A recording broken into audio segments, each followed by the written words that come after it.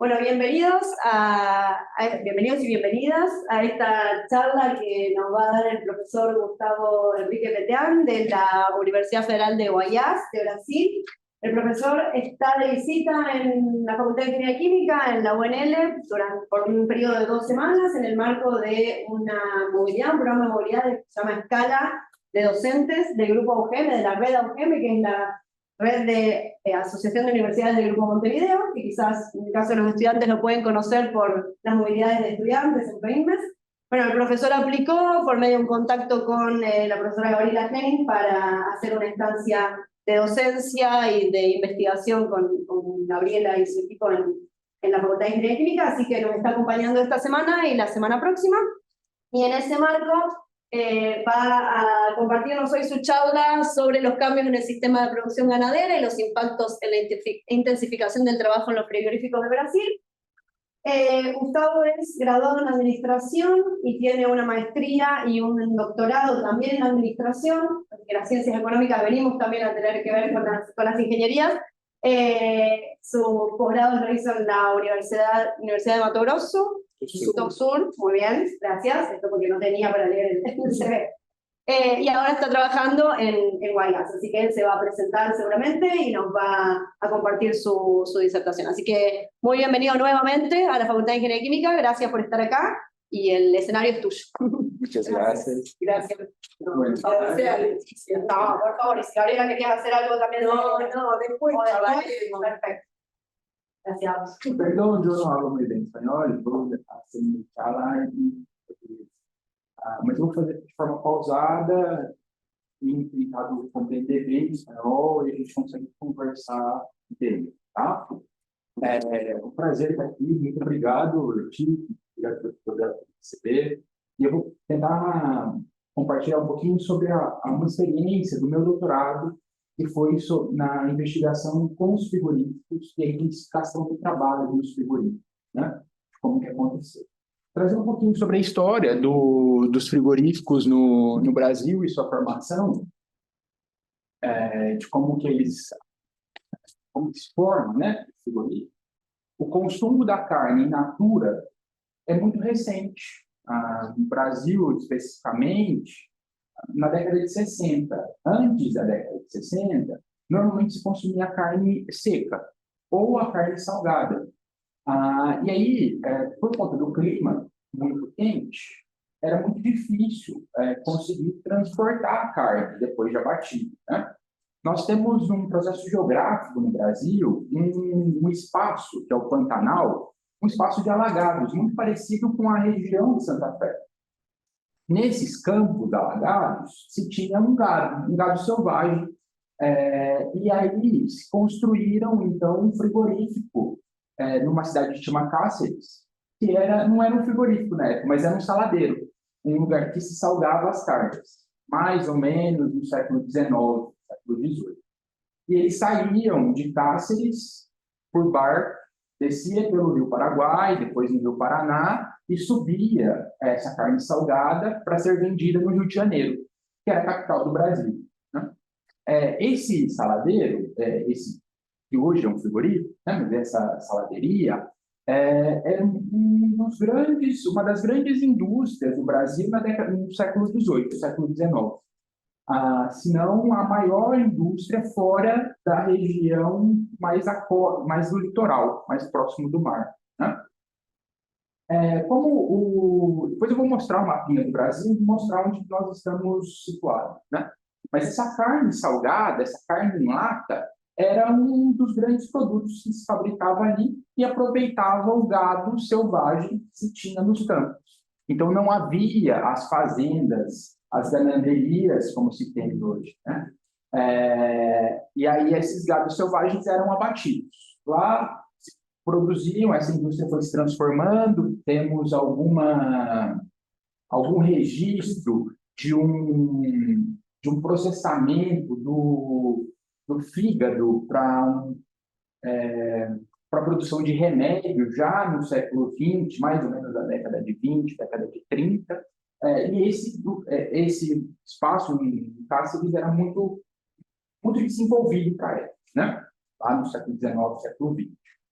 Com a Guerra do Paraguai, o caminho do Rio Paraguai foi fechado, então não tinha muito como sair a produção da carne ali de Cáceres, do interior do Brasil, para chegar no Rio de Janeiro via barco, porque o rio estava interrompido por conta da guerra.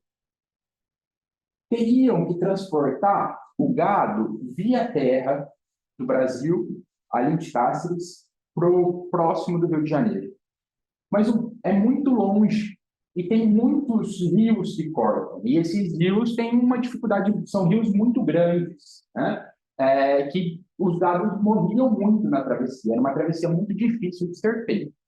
Então, tiveram muita dificuldade para conseguir acesso à carne por conta da Guerra do Paraguai até mais ou menos o início do século XX, 1910, 1920. Com mais ou menos nessa época, começa a construção das pontes e começa a facilitar o transporte. E aí começa a surgir os frigoríficos em outros lugares. Um desses lugares é no interior de São Paulo, uma cidade conhecida como Barretos. Hoje, Barretos tem um dos maiores frigoríficos de produção. Ele é do grupo Bourbon, que aqui na Argentina é Swift, Minerva. Eles o mesmo grupo, em Barretos. Barretos é um dos maiores frigoríficos que se tem no Brasil, lá do grupo Minerva. Essa dificuldade, né, acabou que com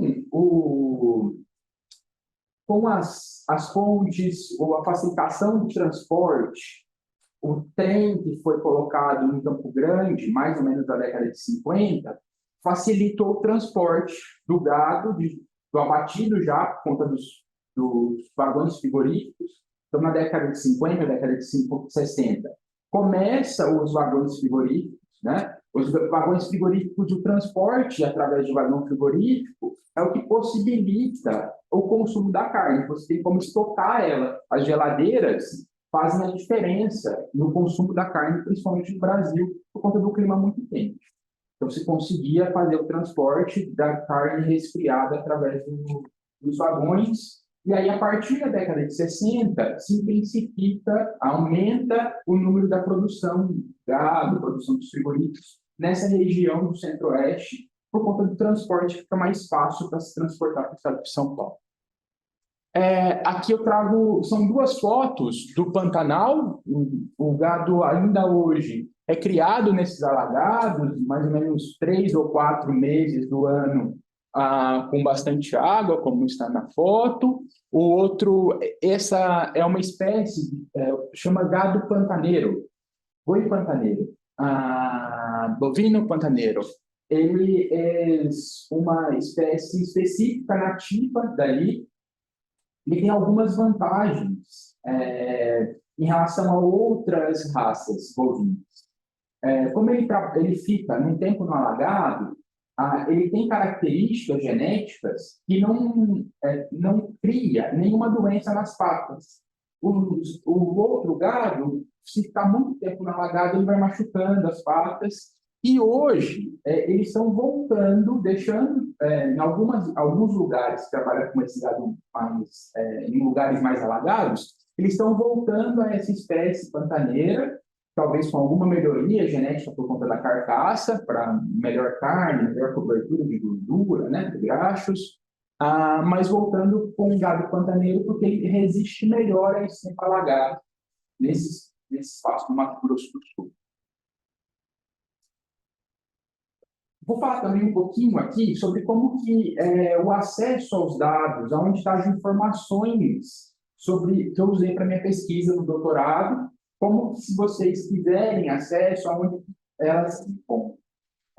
E aí, de alguma forma, é um processo que faz parte da investigação também desse período de pessoas, olhar esses dados do governo argentino e conseguir comparar como que se dá as informações. Tem uma lista que a gente chama de Relação Anual de Informação Social, que é a RAIS, que nós temos todas as empresas, são duas listas, na verdade, Uma é de todas as empresas do Brasil, com seu tamanho, a cidade que ela está, quantos trabalhadores tem, qual que é o ramo que se tem lá. Você tem informação do Brasil inteiro, de todas as empresas formais. Uma outra lista, da mesma fonte, se tem todos os trabalhadores formais.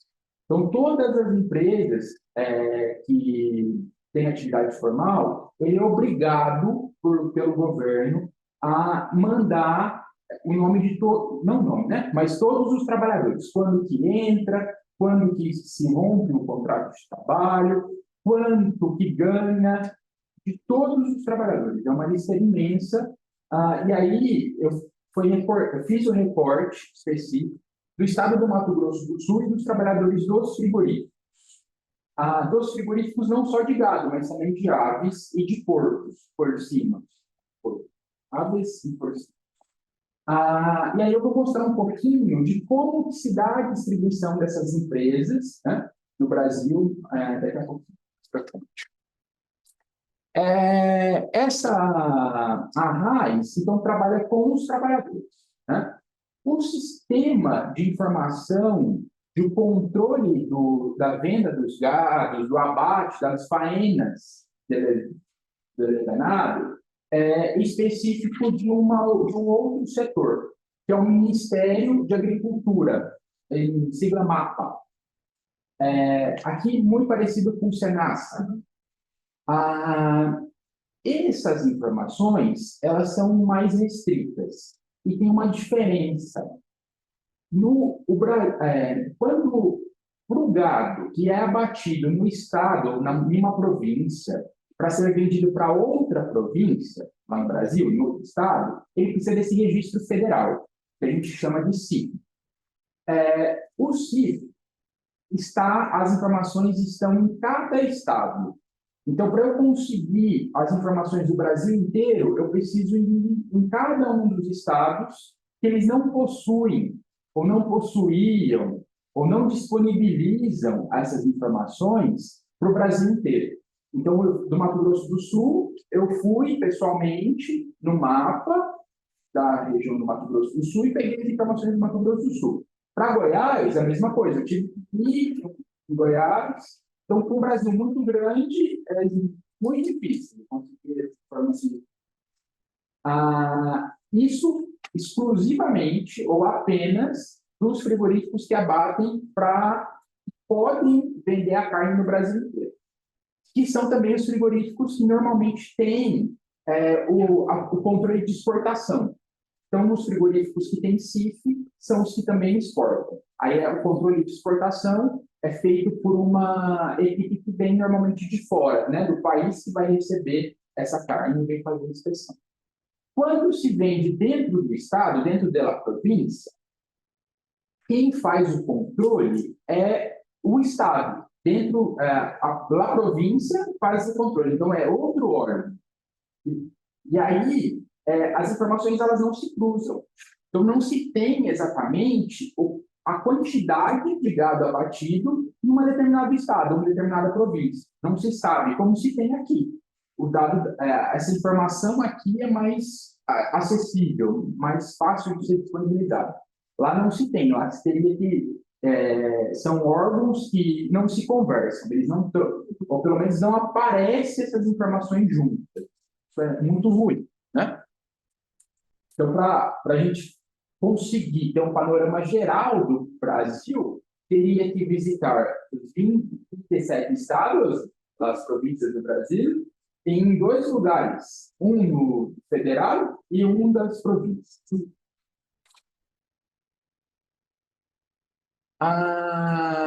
Essa dificuldade de informação, de cruzamento de informação, torna difícil a vida de quem está fazendo pesquisa, né?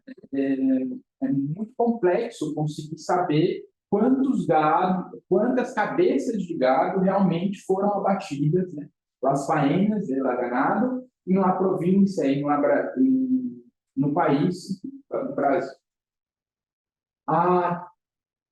Tem uma associação que chama Abrafrigo, é uma associação dos produtores que vendem para os frigoríficos Lá se tem algumas informações disponíveis, mas também são algumas informações que estão, na maioria das vezes, do governo federal, dos dados que são exportados. Muito difícil se ter as informações do dado que é consumido dentro da província, dentro do estado.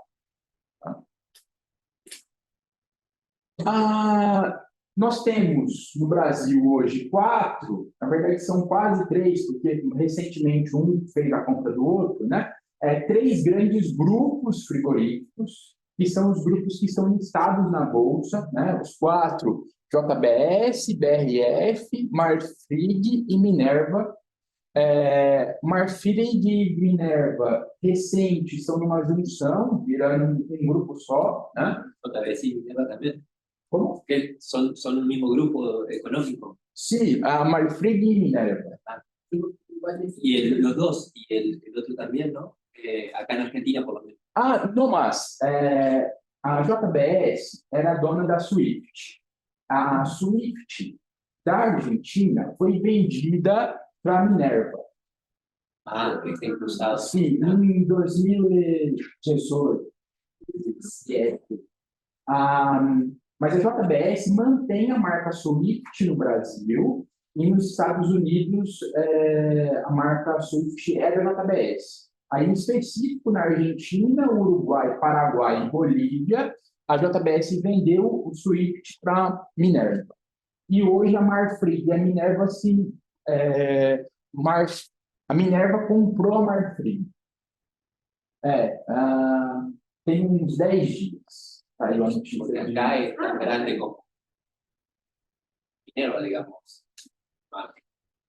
Sim, no Brasil eles se juntaram, eles estão comprando e foi aprovado pelo Conselho Econômico Brasileiro a compra.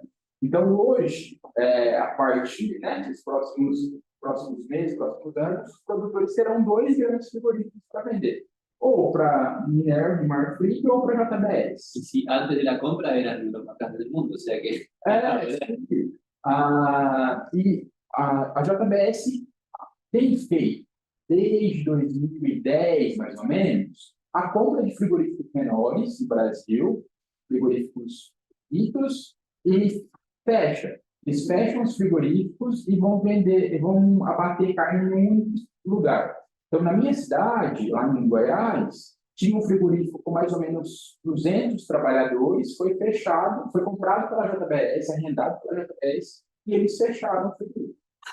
E aí eles compram carne ali e vão abater mais ou menos uns 200 quilômetros de distância da onde é de Goiás. Tem acontecido muitos frigoríficos pequenos têm sido fechados para manter apenas algumas unidades grandes. Y en Estados Unidos también hicieron eso. Sim, nos Estados Unidos, inclusive, tem diversos processos dos produtores contra a JBS correndo na justiça norte-americana. Muy preocupado estaba por el que tenía. E eles conseguiram replicar lá. A diferença são esses processos que o pessoal não sabe, de alguma forma, como que a justiça americana como que ela vai lidar, né? Se vai dar ganho de causa para os produtores ou se vai ser um ganho para os frigoríficos. Mas no Brasil fizeram dessa forma, os produtores preocupadíssimos, porque eles acabam tendo menos opções de venda da carne, o preço da carne está, né? E aí... Al productor le pagan nada. Sim. Se armó una cooperativa para contrarrestar eso. El frigorífico Tyson, que es grande allá, para una cooperativa para que no me quede. Sim, interessante. Lá acabou que tem alguns grupos, eu não sei se eu trouxe na apresentação, mas no Mato Grosso do Sul, em pouquinhos anos, o número de frigoríficos diminuiu, frigoríficos abertos, eram 40, vieram para 28, e apenas 14 grupos desses 28. Então, a maioria, e os grandes frigoríficos, conseguem comprar carne de melhor qualidade para exportação, 2. A JBS tem gado, pollos e porcinos, BRF é pollos e porcinos. A Marfrig Minerva é solamente bovino. No mapa do Brasil, nós temos as regiões sul, sudeste, nordeste, norte e centro-oeste. Quando eu estou falando do Mato Grosso do Sul, eu estou falando desse estado aqui, dessa província. Goiás está ao centro do Brasil, nessa província aqui, né? O centro-oeste, nós vamos ver que ele tem a maioria dos frigoríficos. É no centro-oeste. Então, Goiás, aqui são o número de frigoríficos por estado, exclusivamente os frigoríficos que têm mais de 250 trabalhadores, são os frigoríficos maiores. Tá? Recentemente, esse mapa, até 2018, 2017, nós não tínhamos frigoríficos mais ao norte.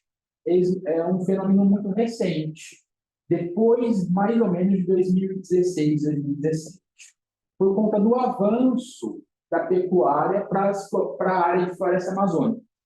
Então, no norte, nós temos a parte de floresta que tem sido desmatada e o gado tem subido e tem criado muitos frigoríficos. Então, recentemente, o número de frigoríficos com mais trabalhadores cresceu muito no estado do Pará, aqui, e Tocantins. Esse mapa não era dessa forma em 2015. Você não tinha frigoríficos tão grandes no Pará nem no Tocantins. É o avanço do gado no sentido da floresta amazônica. A parte do centro-oeste vai deixando de fazer passo para a plantação de soja e aí vai rompendo novas fronteiras agrícolas, né? Vai subindo esse gado para a área de floresta amazônica. É um desafio hoje pensar como que vai acontecer, ou como que vai se ter o desmatamento zero proposto até 2030, na agenda 2030, com a criação de gado. Então, possivelmente, uma das formas de avanço é os gados em confinamento. Né? Mas o gado em confinamento exige muito mais proteína de milho, soja, uma dificuldade por conta da seca para a produção de soja, produção de milho. Se perdeu muitos grãos recentemente por conta de estações muito secas. Quando não muito secas, chuva, em um momento que não se podia chover, por conta do processo do grão, na hora que está secando o grão de soja, muita chuva, se perde a produção. Então, é um desafio pensar isso. Quando a gente está falando de ave e porcos, o número maior de frigoríficos está na região sul. Os abatedouros de aves e porcos é sul e sudeste. Então, a gente percebe que a produção agrícola para as aves, pollos, em sul é mais fácil. Por que é mais fácil? Tem uma distribuição geográfica da forma, do tamanho das propriedades rurais. No sul, as propriedades rurais são menores. E aí, a produção para frango exige mais mão de obra. Então, o sistema de produção em propriedades menores para os frangos é mais fácil de ser realizado do que em grandes fazendas. Né? Então, no sul, se tem uma adaptabilidade melhor, é mais adaptado para a produção dos frangos. Então, os frigoríficos de frango, na sua maioria, estão no sul. Tem mudado um pouquinho, tem alguns frigoríficos grandes também no Mato Grosso do Sul, alguns frigoríficos grandes em Goiás, mas, de maneira geral, o sistema funciona melhor para os frangos no sul. E os trabalhadores, na sua maioria, também estão no sul desses grandes frigoríficos. Né? Aqui, algumas plantas de processamento para fazer hamburguesas, salsichas, em São Paulo e Minas Gerais. Porque esses lugares são lugares que têm mais próximo da população, tem maior nível de população, né? Então, eles abatem no Centro-Oeste o gado, a carne viaja para São Paulo e São Paulo é processada. Mais ou menos a mesma coisa com os frangos. Abate os frangos no sul do Brasil e ele viaja para São Paulo ser processado. Tá? Então, a gente tem essa diferença dos 3 mapas de processamento, do bovino e das aves. E aí eu vou falar um pouquinho sobre os frigoríficos agora no Mato Grosso do Sul, tá? No estado que eu fiz a pesquisa para o mestrado. A gente tem percebido no Mato Grosso do Sul uma melhoria na carcaça do boi, por conta de uma melhoria genética. Então, os produtores têm investido mais na produção de gado no Mato Grosso do Sul, tem mudado o perfil do gado, tem trazido gado premium, Angus, carne de Angus, em produção do Mato Grosso do Sul, tem abatido o gado mais jovem, tem tido algumas melhorias. Essa melhoria genética tem trazido também um aumento do gado tem ficado maior, mais pesado, né? Então, isso é uma das coisas que acaba dificultando no processo do corte, do recorte da carne. Tem trazido o adoecimento do trabalhador.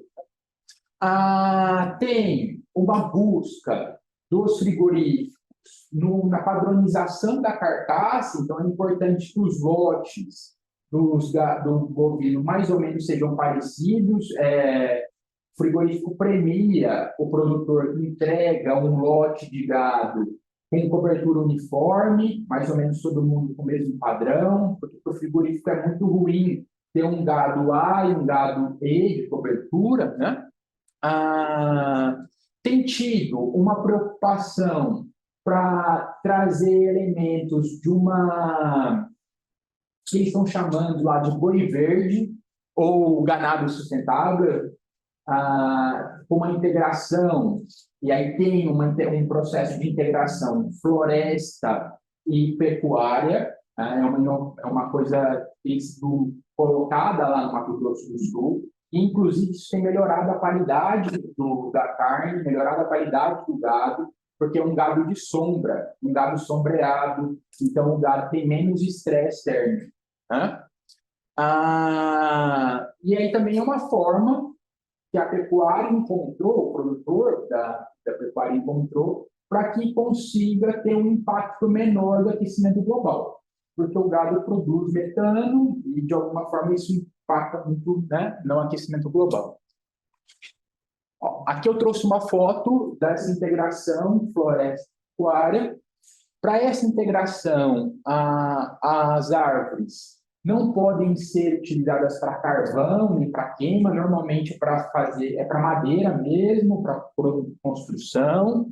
Então, eles utilizam essa integração.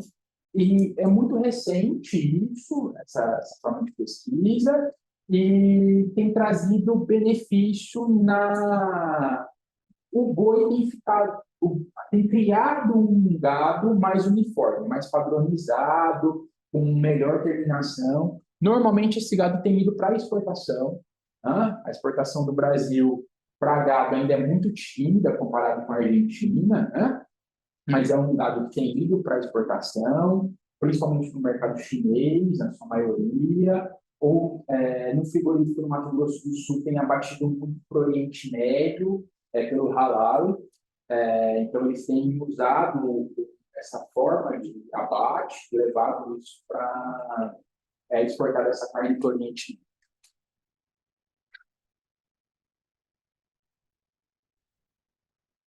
O que eu estava falando dos frigoríficos e dos grupos frigoríficos, né? Então, em 97, no Mato Grosso do Sul, se tinha 31 frigoríficos de 25 grupos distintos, famílias distintas. Hoje, em 2017, são 30 frigoríficos de 16 grupos. Alguns uma planta só de um grupo, e a maioria é Marfrig e JBS. na sua maioria, dos 30 frigoríficos, a JBS são 10 frigoríficos Mato Grosso. E aqui tem uma variação de 2010 a 2017 do tamanho dos frigoríficos ou do número dos trabalhadores que estão empregados nas plantas. Mais ou menos assim. A gente consegue visualizar que os frigoríficos maiores são os frigoríficos que mais estão empregando. Então, mesmo o número de frigoríficos tem diminuído, eles têm crescido de tamanho, mostrando que há uma concentração dessas plantas, né? Então, os trabalhadores e os produtores têm menos opções de venda e os trabalhadores também têm menos opções para o trabalho. Ou trabalha naquele grupo ou não trabalha. E aí a gente consegue visualizar isso. Os frigoríficos de menor porte, eles estão cada vez mais fechando e diminuindo. Tá? E aqui é um gráfico do número do gado abatido. Basicamente, mais ou menos, é um número que não tem oscilado, tem crescido na média, tem oscilado, mas não tanto. Muito diferente de quando a gente olha o total em peso da carne produzida. Ó, o número de cabeças abatidas, o número de bovinos está em laranja.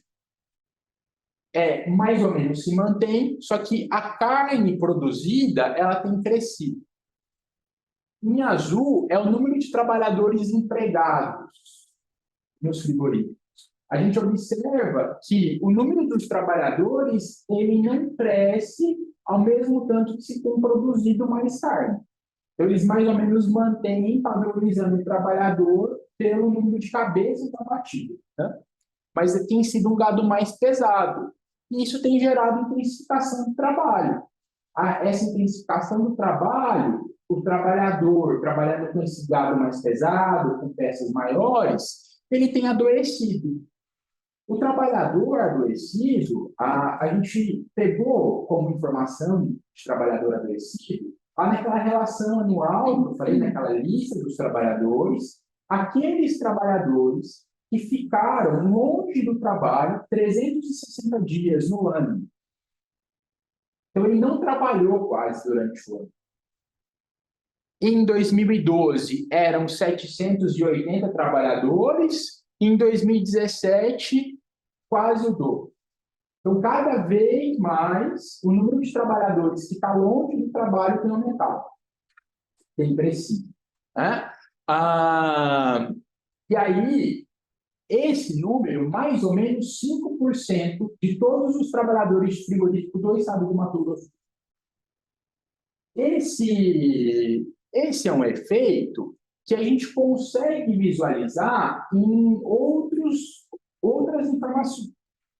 Tem o Ministério do Trabalho que faz fiscalização sobre o trabalho nos frigoríficos, ou fez fiscalização do trabalho nos frigoríficos em 2016. Tem frigorífico que nessa fiscalização teve 140 multas de irregularidade. Em um processo desse de investigação, eu tive acesso, por conta do doutorado, esse é um espelho de ponto, um registro de frequência dos trabalhadores de um dia. Nesse caso, no dia 17 de fevereiro. Os trabalhadores que estavam com o atestado eram 26 trabalhadores, de 437 trabalhadores. Mas 70 trabalhadores faltaram. Não estavam no trabalho. Quase 20% dos trabalhadores não estavam lá. E aí, como se tem um registro do dia, o atestado chega só depois, porque às vezes a pessoa falta e ela leva o atestado depois. Né? Então, não se sabe por que eles faltavam. Mas 20% não estavam no trabalho. Isso tem gerado outros problemas, porque você tira 20% dos trabalhadores, os outros que foram têm que trabalhar por ele e pelos que faltaram. Então, gera mais trabalho. Né? E aí, esse mais trabalho vai gerar mais esforço, esse mais esforço vai gerar mais adoecimento. No Brasil, teve uma iniciativa para tentar diminuir esse processo de intensificação do trabalho, diminuir esse adoecimento do trabalho, que é a NR36, que é uma norma regulamentadora, que ela trouxe para o ambiente de trabalho dos frigoríficos pausa de recuperação térmica.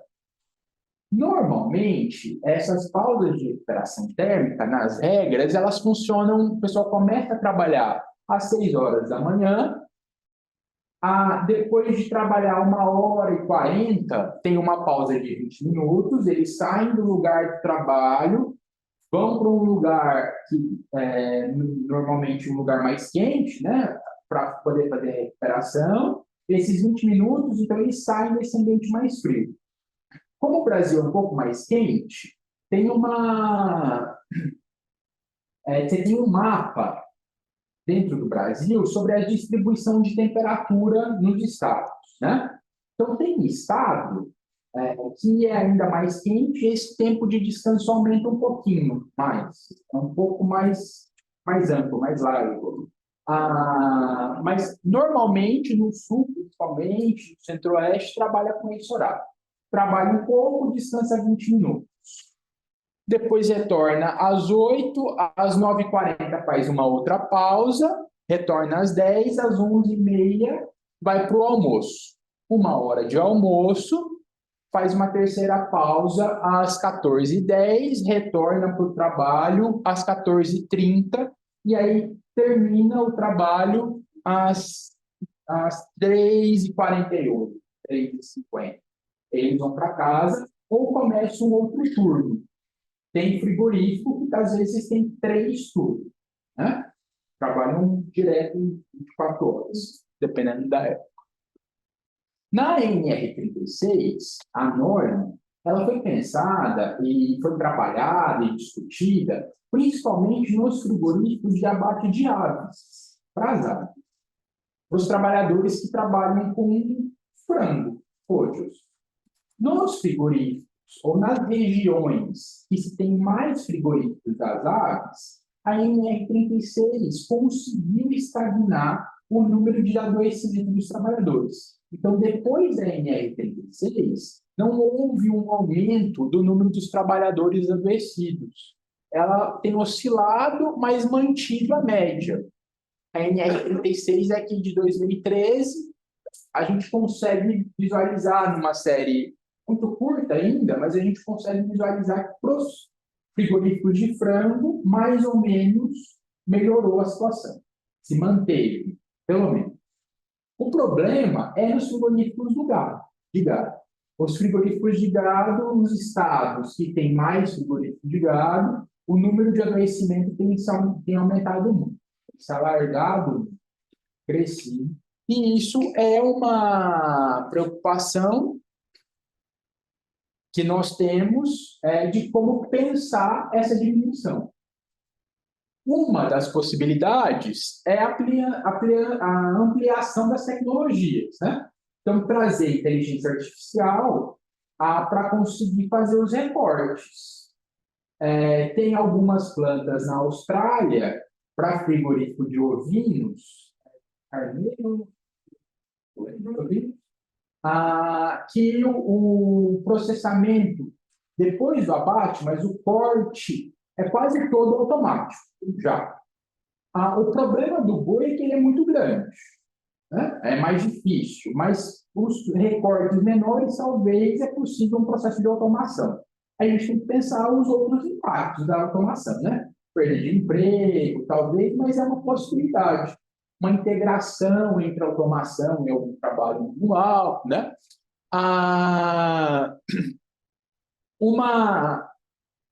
Um aumento da tecnologia para, às vezes, no auxílio dos trabalhadores, porque uma das dificuldades de trabalhar ou de fazer o desmonte do boi, né?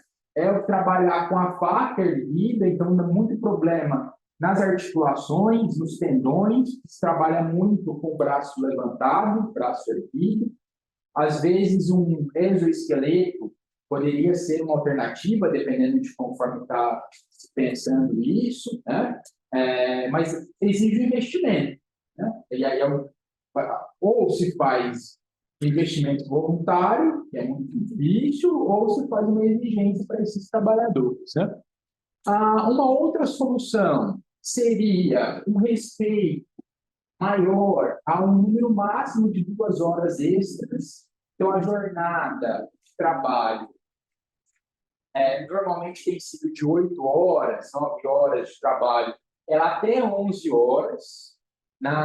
Tem registro no processo de investigação de trabalhadores que faziam jornadas de 16, 17 horas de trabalho por dia, descansava 6, 7 horas e já estava no trabalho no outro dia.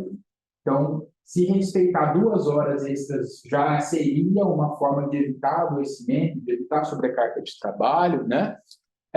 O respeito a esse tempo de descanso entre uma jornada e outra, hoje, é no mínimo 8 horas, mas poderia ser alargada para 12 horas entre uma jornada e outra, porque sai do trabalho, tem um deslocamento, dorme, desloca, volta para o trabalho, em 6 horas a pessoa bateu o ponto, registrou a saída e no outro dia já registra a entrada, então tem um registro que a pessoa saiu do frigorífico 11 horas, outro dia, 4h40, ela estava lá de novo no frigorífico registrando a entrada.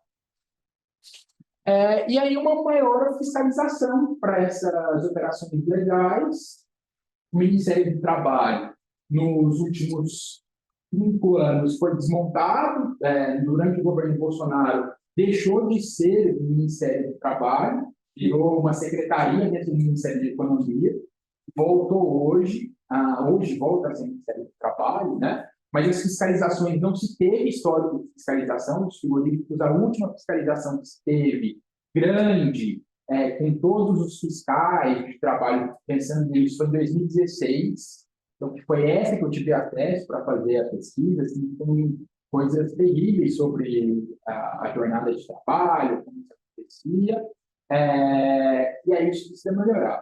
Os frigoríficos, de maneira geral, possuem plantas muito modernas no Brasil, há um respeito muito grande às questões sanitárias, muito limpo, muito fiscalizado, com excelentes padrões para exportação, para alcançar outros mercados, mas tem esse problema. São dois problemas, né? Essa concentração de mercado em poucas marcas, dificulta com os produtores e com os trabalhadores. Então, são esses dois calcanhares de Aquiles ali dos frigoríficos brasileiros, são esses dois problemas dos frigoríficos brasileiros, que é essa concentração e essa disputa e essa briga com os produtores, com o pessoal das fazendas de gado e com os trabalhadores. ¿Allá se puede vender la hacienda en pie, digamos, afuera del país? ¿Cómo? ¿Se puede vender el animal vivo fuera del país, exportar el animal? Sim. Mas é muito pouco. É muito pouco que se exporta. Os registros, assim, não se tem muitas informações de como que foi esse gado, mas é muito insuficiente, porque perde muito peso, o gado morre no translado, é muito longo, é muito custoso, né? Muito mais oneroso para fazer essa venda, mas alguns produtores têm certificação para vender esse gado vivo para fora. Normalmente se vende para os países do Oriente Médio, e alguma coisa na África também faz a terminação lá e o abate lá, mas é muito pouco. Normalmente a grande massa de produção é a venda da carne com osso para o Chile, um pouco de exportação para o Chile. Tem aumentado o número de exportação do gado para o Uruguai, porque o gado uruguaio vai para a Europa e o Uruguai compra do Brasil para consumo do Uruguai. Aqui também. No, sí, también para consumo interno del Uruguay. Sim, compra gado argentino, né? O embalado a vácuo, o vazio, para exportação para a China, congelado. essa é a grande produção dos frigoríficos brasileiros, dos bovinos. A exportação maior no mercado brasileiro acontece agora com os frangos, assim, é muito exportado para o Oriente Médio, se vende muito frango para exportação, então tem plantas exclusivas para exportação, somente para. Eu diria que o Brasil tem muito mais sucesso na exportação dos frangos do que do gado, ao contrário da Argentina, que se exporta mais gado. O panorama geral do Brasil é isso, muitas graças, e podemos ativar.